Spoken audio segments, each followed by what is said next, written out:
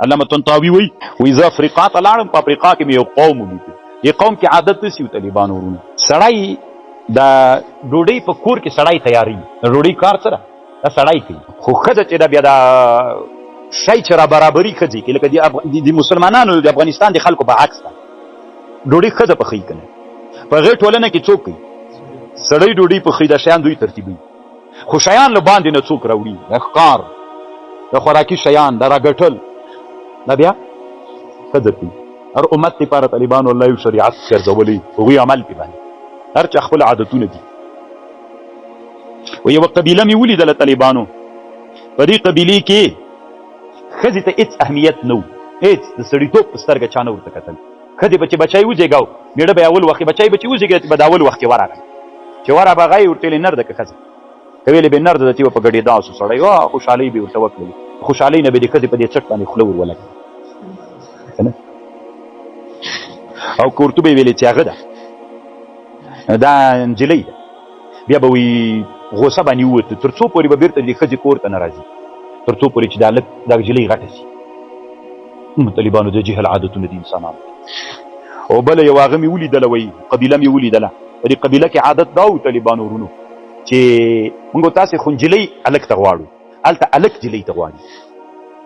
او بیا به چې واده کوو طالبانو، جلۍ به هم چې څومره ویښتان په بدن دي یا به ټول خري، سړی به هم ټول خري، سر به ښځه خري، وریځې به خري، ټول به داسې شین مین غوندې خاندئ مه طالبانو. د انسان تاسې کې هم همداسې عادتونه شته، موږ تاسې په ټولنو کې شته. دا اوس په افغانستان کې داسې ټولنې شته که نه، هغه طالبان خپله ځانو ولایتونه پیسي، سهار چې ښځه غره ته لاړه شي که نه لرګي راوړي، په شا باندې بوټي راوړي که نه، او دوی نسوارو دلته ناست وي. داسې ټولنې شته په افغانستان. ټول کار طالبانو ښځې کوي، ټول سړی هېڅ شي هم نه کوي، بس نر غوندې ګرځي په کول کې هغه ورکړي څوک ته وایي ګلان. داسې طالبانو الله داسې امتونه ګرځولي دي. موږ تاسې په ټولنو کې هم دي طالبانو، دا اوس د موږ تاسې په ټولنه کې ښځې ته هېڅ د انسانیت په سترګه نه کتل. موږ خو وایو چې ښځه طالبانو د افغانستان په دې اوسنۍ ټولنه کې هم د سړیتوب په سترګه څوک نه ورته. د نږدې ورځو کې طالبانو ما سره یوه نجلۍ یو خبر شریک کړی، یو مشوره یې رانه غوښتلې. زه په رب قسم کوم طالبانو چې زه اوس دې ته ټول د ژوند مسله یې، او داسې نه چې یو عجیبه نادره مسله د طالبانو چې ټول عمر کې زه وایم چې ما اورېدلې یوه نادره او دم د افغانستان ټوله. اوس ما ورته ویلې زه تاته یو مشوره کوم چې زه یو حل لاره تاته درو، یعنې ټول عمر یې طالبانو تباه. دا داسې ټولنه ده، دلته بیا تاته معلومات وسي چې ته د ټولنې مقتدا وګرځېږي، او تا سره انسانان د بیخي نږدې ورځ کې بېګا مې څه درته کوي، ما مسله تنګه ځان چې په سفر باندې ما ورته ویلي چې ته انتظار څه، خو زه وخت مې نه ده پیدا کړی چې زه داسې خپل فکر ځان سره وکړم چې دې ته د حل لاره څنګه پیدا کړم، دې د مشکل څنګه حل نه. دومره ده تاسو خو وایو چې مونږ داسې په هغه نه یې روان، ما ته پته شته هلته دومره ډېر ظلمونه شته. وان جادلوکا که چېرته دوی تا سره مجادله وکړي، فقل الله اعلم بما تعملون، ورته وایه الله چې د عالم ده بما په هغه شي باندې تعملون. الله يحكم بينكم يوم القيامه، الله فیصله کوي په مابین د تاسو کې په ورځ د قیامت، فيما په غشي کې كنتم فيه تختلفون. طالبانو ورونو دغه یو کتاب جوړ کړی سید جمال الدین الافغان رحمه الله، دې کتاب څه ده تتمه البیان فی تاریخ الافغان نومیږي. دې کتاب کې د افغانانو څه قومونه ښودلي، عادتونه یې ښودلي دي. اوس چې قوم ته وایي چې تاسې کې دا عادت ولا په توپک کې دي او هلته دا عادت پکې و. ما سره طالبانو دلته په وړه دوره کې یو طالب اوس مولا ده، بیا لویه دوره یې موږ سره وکړه. هغه وخت کې والد رحمه الله ژوندی د ده واده و طالبانو. په قوم کې عادت دا ده چې ناوې ورته راوړي 2 جمعې به دی تښتي، دا عادت پکې و. نو ما ورته ویلي چې ته داسې چل وکړه طالب جان وروره، ته دا عادت ونړوه. اورې خو یې ما خبرې که نه، ما ورته ویلې دا عادت ونړوه. وی شیخ صاحب دې مونږ قوم ده پښتو ده مې ویې نړوه، دی د سبق ډېر شوقي و، ښه طالب هم و. ما ورته ویلې ویې نړوه. وایي څنګه وکړم؟ مې مزه له کوره. وي ښه ځه. بس طالبانو ورونو چې واده یې وکړ، کور نه لا نړوم، د یوه جمعې کور کې تېره کړه، بله جمعه کور ته راغ. قوم پسې راجګ سو، پسونه یې ته لار کړه. ستا د قوم بېعزتي کړې، د قوم تیږه دې ماته کړې. قوم کې عادت دا ده، ما په یاد زه درته وایم طالبانو خبر خو اورئ، قوم کې عادت دا ده چې څوک واده وکړي، حیا دا ده چې واده یې وکړه له کوره به تښتي 2 جمعې، بیا پس له هغه نه راځي کور ته. اورئ خو ما خبر خو اورئ که نه، تاوین هم نقل نه در کوم، زه درته وایم دا تاسې وایي چې موږ هغه ټولنه ده چې علم پکې ده، دا ټولنه علم ده، دا د جاهلیت عادتونه موږ کور ته زنانه وې راغلې وې یو ولایت، موږ چې لاړلې موږ ته یې کور کې ویلي وایي ښځو له ښځو نه مخونه پټول که نه. بیا مو خلکو ته ویلی موږ ډېر ملګري ول مې څه چلو خوا کې نه طالبان هم ګور مخ پټوي. اوس به تاسې خپله ووایي چې موږ وطنو کې شته که نه، دغه نږدې څو ولایتونو کې دا عادت شته، ښځه چې را واده شي له خوا کې نه مخ پټوي، تر ډېره وخته پورې مخ پټوي چې څو اولادونه وشي بیا فکر کوم لکه څه کېږي. دا رواجونه دي.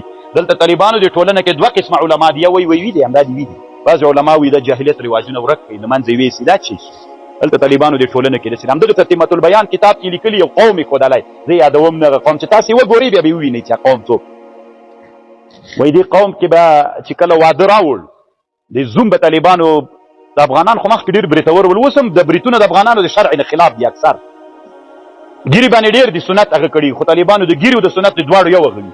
اصل د احنافو په مذهب کې برید کې طالبانو حق ده، حق دې ته وایي چې داسې ښکاره سي لکه خریلي غوندې. اصلي د احنافو اصلي رایه طالبانو دا ده. موږ بیخي دلته کته رالګېږي د دواړو طالبانو څنګونو ته چې اوس ناستو نه پوښتنه وکړي چې برید ولري، چې فکر ورته وکړي طالبانو له سونډې نه کته راتېر چې تا خو ستا ده نه ته څه سونډې خورې.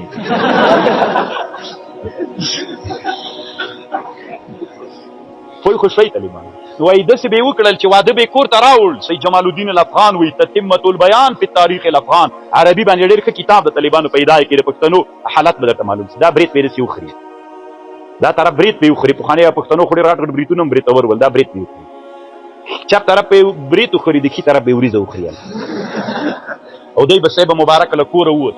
کله به چې دا برید له دې برید سره برابر شو بېرته څومره وخت غواړي او دا وریځه به بېرته راویښتان راشنه سوه له دې سره بیا به صاحب مبارک کور ته راغی که نه. څومره د جهل عادتونه وایي. اوس که هغه قوم ته ووایه بده پرې لګي. هلته تاسې وګورئ خپله به قوم پکې ویني ذکر کړی. ښه ده الحمدلله چې دلته د علم شعلې بلې سوې طالبانو ورځ تر بلو نه. ما تاسو ته ویلي ول طالبانو ډېر انسانان دي چې هلته جهل خپور وي، دوی ژوند پکې کوي. ډېر انسانان وي چې علم راسي بیا دوی مړه کېږي.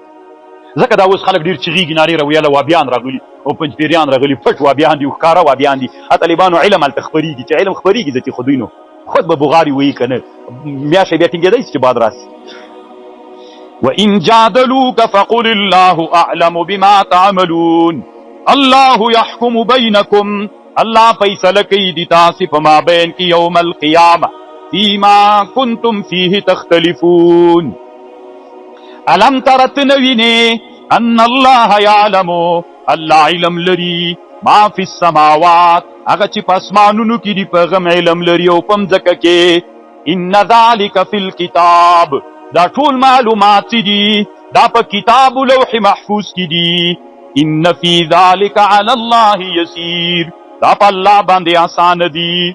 دلته یوه ډېره ښه خبر طالبانو روح المانی کړې د حواشیو د شرح المواقف نه نقل کړی. داسې لیکلي کله چې معارضه د دلیل عقلي او د قرآن د دلیل نقلي راغلله نو ته داسې چل وکړه طالبانو ورونو چې د دې تطبیق وکړه. تطبیق دا معنا یوه نوعه تأویل وکړه په چا کې په هغه نقلي دلیل کې تاویل وکړه چې هم په نقلي دلیل عمل راسي او هم داسې په خبر پوه شو. ما ښه خبره یې کړې. دا ماغه دماغ خبر ده چې ما تاسې ته ویلې کله چې معاصره نړۍ کې طالبانو یو علمي پرمختګ خبر راغی. لکه ما درته ویلې چې دغه د وحدت الکون مسله یا لومبی چې تیر سو د جاذبیت مسله چې دا کومې سیارې د لمر نه په جاذبیت باندې دغه علمي پرمختګونه چې دنیا کې نوي راغلل ته یوه نوعه له قرآن سره یې ټکر کوه مه د دوی تطبیق وکړه. یوه نوعه په قرآن کې تاویل وکړه چې قرآن هغه ومني. یو تاویل له تاویلاتو نه قرآن کې داسې وکړه چې هغه علم ومنل شي چې به د علم او د دین په مابین کې ملګرتیا راسي. نو چې ملګرتیا راغله د طالبانو ورونو بیا دین مزل کولی شي. وایه مه چې مخالف کفر مکتب نه کفر راوځي اخو تا له لاسه کفر راوتلی ځکه ته مکتب نه راشاته سوی تا روح خلکو د کفر پکې ورچولی ده. تا بیخي روح ته فکر شته نه چې علم به هم روح لري. اورېدلي دي کله ول چې دین او نصاب و کتاب به روح لري کله دي اورېدلي ول ته خو موږ هغه باندې مصروف ول. وَإِذَا تُتْلَى عَلَيْهِمْ آیاتنا کله چې تلاوت سي په دوی دي موږ آیتونه واضح تعرف فی وجوه الذین کفروا د پیژنې په مخونه د کسانو کې چې کافر دي منکر. یعنې چې کله دا واضح دلایل په هغه کسانو چې کافر وي تی په تلاوت کې نو مخونه یې تروش غوندې شي. یقادون قریب د یستون بالذین چې حملو کی پغه کسانو چې تلاوت کوي په دوی دی منګایتونه. قل ورتویا افانبئکم بشر من ذالکم چې وردا وعد الله الذین کفروا وعد کړي الله په کسانو چې کافر دي وبئس المصیر بد جای دی ورتک دا جهنم دا. یعنی ته چې کله حق دلایل په باندې څوک کی وایي نو دای د سی غوسه غوندي سی قریبه د سی حمله در باندې. نو اوس هم د سره طالبانو چې کله ته چاته دلایل میدان کې خبرې کوي نو چې غوسه وي کنځاوي کوي سپکې سپوري وي نو دا طالبانو د علم له آدابو نه دی هېڅ کله دې سره هغه مه کوئ. امام مثنوي لیکلي طالبانو ورونو وایي تروش دا تروشوالی شکر نه ده. الله په تا ما ته باندې څومره ډېر نعمتونه کړي که نه یو د الله باندې یو لوی نعمت دا ده چې ما ته الله علم راکړی خو که د علم ته تاسې نه وایي ناست طالبانو نو ما به چی کړي. دا انسان کې کله طالبانو خبرې را پیدا سي دا زړه کې چې وساتي طالبانو ډېر زوبلهیي نو دا درانده بارونه که تاسې مې د علم په مقدمه کې څومره ډېرې خبرې وکړي رایي ما په زړه بوجو طالبانو که داسې څوک نه وای پیدا سوي چې ما ورته کړي وای خبرې له ما نه اخیستلې وې بې زه زورولم سختې زورولم طالبانو ورونه خو ما داسې انسانان الله عز وجل راوستل چې هغو انسانانو له ما نه خبرې واخیستلې وامو خیستې طالبانو که ومو نه منلې دماغه خبرې چې وې د زړه د دار د ورښتونې خبرې وې که نه وې لاس دې کوي نو وې که نه وې طالبانو نو زه طالبانو په دې خوشحاله کړلم آفرین دا د الله عز وجل د ما یو نعمت شو په ما باندې چې د ما ته زړه کې دردونه راچولي هغه زړه دردونه تاسې له ما نه واخیستل. زه په دې خوشحاله سوم چې امت کې دومره ډېر انسانان هم له ما سره د ما د فکر ملګري سول او د اسلامي امت ته یې اراده وکړله شو که نه شو دا د ما نعمت نو چې ما باندې الله نعمت وکړو د نعمت شکر به زه څنګه ادا کړم. دا تندی به مې طالبانو خوشحالي کتروش طالبانو. امام مثنوي وایي کتروش تندی طالبانو شکر وي نو بیا خو له سرکې نه لویه شاکره بیخي سته ده. سرکه څه ده طالبانو نو ټول عمر بیا څوک شاکره ده نو طالبانو ټول عمر بس خلاص تندی داسې ناست دي که نه خلاص تندی ناست دي که نه دا خلاص تندی ده د الله د نعمتونو شکر ده او که تروش غوندې داسې ناست دي که نه نو بیا خو نو په ټوله دنیا کې له هغه نه لویه شاکره نسته له سرکې نه.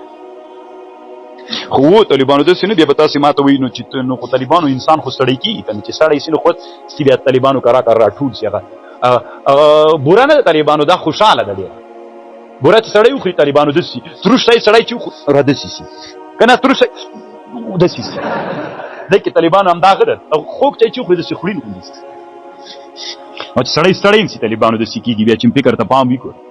وَإِذَا تُتْلَى عَلَيْهِمْ آيَاتُنَا يَا أَيُّهَا النَّاسُ ضُرِبَ مَثَلٌ بیان کړل سوی د مثال فاستمعوا له دی مثال ته غوږ ونیسئ. ان الذین تدعون هغه کسان چې تاسې رابلئ بغیر د الله نه بوتان یادئ لن یخلقوا ذبابا دوی نه د پیدا کړی موچ ولو اجتمعوا له که دا ټول خدایان راجمع سي چې یو موچ په جوړ کې نیسي کولی وان یسلبهم الذباب شیئا که وتښتوي د دې بوتانو نه موچ یو شی هسې که نه چې بوتانو باندې زاپورانو شات باندې ککړ کړی موچ راځي چې ترې نه وتښتي لا یستنقذونه من له موچ نه دغه بوت له موچ نه بیرته خپل شی نسي راخیستلی دا څه خدایان دي. ضعف الطالب والمطلوب ضعیف د طالب و مطلوب دواړه. موچ څه د طالبانو موچ عربي کې ورته ذباب وایي ذباب ځکه ورته وایي دا منحوت ده له اذا ذب آبنه اذا ذب چې وې سړی آب بیا راځي ذب چې وې سړی بیا راځي طالبانو دا منحوت ده له اذا ذب آبنه. موچ څه د طالبانو ورونو تنطاوي و خبر کړي دا چې په سوونو سترګې لري طالبانو دا یوه سترګې نه ده طالبانو دې په سترګه کې نورې سترګې دومره ډېر په سوونو سترګې لري طالبانو. علامه طنطاوي وایي چې د میکروسکوپ زمانه راغله نو د موچ د سترګو باندې بحث کوي بیخي ډېر څومره ډېرې سترګې طالبانو لري. په زرګونو اعتراض على مؤلف في مسألة اعین الذباب التي تعد په زرګونو سترګې طالبانو موچ لري په زرګونو. دا طالبانو د میکروسکوپ دنیا خو لا تاسې تر اوسه نه ده لیدلې. ای رب العالمین دا ارمان دې مونږ په ژوند زر پوره کړه چې مونږ مدرسې داسې جامعې جوړې سي چې یوه پکې مستقله د لابراتوار څانګه ولرو طالبانو.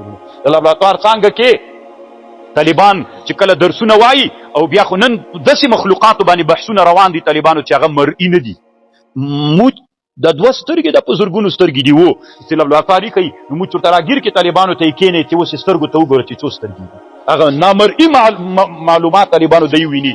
داسې طالبانو ورونو موږ داسې ونه بلئ چې موږ شاته پاتې کېدونکي دا هغه انسانان یو که د الله عز وجل خوښه وه طالبانو ژوند یاري را سره وکړه چې د افغانستان مدرسې داسې راتلونکي کې غواړو. تاسو به وایي کمپیوټر مباح نه، داسې بې فرض بولو طالبانو چې راتلونکي مو په مدرسو کې او په جامعاتو کې مې د لابراتوار مستقله څانګ به وي چې طالبان په هغې کې علمي څېړنې وکړي، ځکه طالبانو دین او دا ټول خو سره مشترک دي. نن څومره ډېر مشکلات را روان دي، دا ټول به طالبانو دلته حل کېږي. او دا یاد ساتئ چې دا به یوه ورځ نه یوه ورځ خو الله نه دا غوښتنه کوي چې موږ په ژوند باندې دا د لابراتوار څانګې راولو. څومره خوند به کوي چې طالب له مدرسې نه راوځي طالبانو یو ساینسدان وي د دین ماهر او دوی په دې ټولو شیانو باندې معلومات لري. دا به ښه وي طالبانو، او که ساده باده راوځي دا به ښه وي. داسې ژوندی سړی راوځي چې د لابراتوار څانګې نه فارغ وي، څومره خوند دی.